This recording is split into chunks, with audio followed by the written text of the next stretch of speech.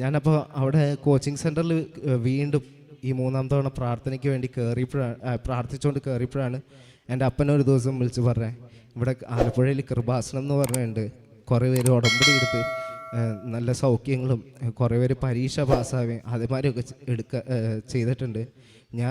അപ്പൻ എനിക്ക് വേണ്ടി ഒരു ഉടമ്പടി എടുത്തിട്ടുണ്ട്, അതിൻ്റെതായിട്ടുള്ള പ്രവൃത്തികളൊക്കെ ചെയ്യുന്നുണ്ട്. മോൻ അതിനു വേണ്ടി ഇരുന്ന് പഠിച്ചാൽ മാത്രം മതി, അതിൻ്റെ ഒപ്പം പ്രാർത്ഥനയും കൂടി ചെല്ലാൻ പറഞ്ഞു.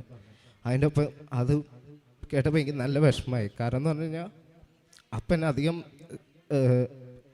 അപ്പൻ സംസാരിക്കുമ്പോൾ അപ്പം സ്നേഹത്തോടുകൂടി സംസാരിക്കും, പക്ഷേ അധികം നമ്മളോട് വാ തുറന്ന് സംസാരിക്കുന്ന മാതിരി ആളല്ല. അപ്പോൾ എനിക്ക് വളരെ അധികം വിഷമവുമായി സന്തോഷമായി, എനിക്ക് വേണ്ടി അപ്പൻ ഇത്രയൊക്കെ ചെയ്യുന്നുണ്ടെന്നുള്ള രീതിയിൽ. ഈ തവണ പ്രാർത്ഥിച്ചു. പരീക്ഷ ഈ ജാനുവരി 20 ആയിരുന്നു പരീക്ഷയ്ക്ക് പോയി. അപ്പോൾ അച്ഛൻ ഇവിടെ ഹോൾ ടിക്കറ്റും കൊണ്ട് വന്നപ്പോൾ അച്ഛൻ ഇവിടെ എനിക്ക് പ്രാർത്ഥിച്ചൊരു കാശിരൂപം വെച്ചൊക്കെ പഠിച്ചിട്ടുണ്ടായി. അതും പിന്നെ അപ്പൻ്റെ കയ്യിലന്ന് ഉടമ്പടി എടുത്തപ്പോൾ ഉള്ള കാശിരൂപം ഉണ്ടായി. ആ കാശിരൂപം അപ്പൻ എൻ്റെ കയ്യിലേക്ക് തന്നിട്ട് പറഞ്ഞു, പരീക്ഷ ഹോളിലേക്ക് കയറുമ്പോൾ ഈ കാശിരൂപം എടുത്തിട്ട് കയറി ഇരുന്ന് എക്സാം എഴുതിക്കൊള്ളുമെന്ന് പറഞ്ഞു.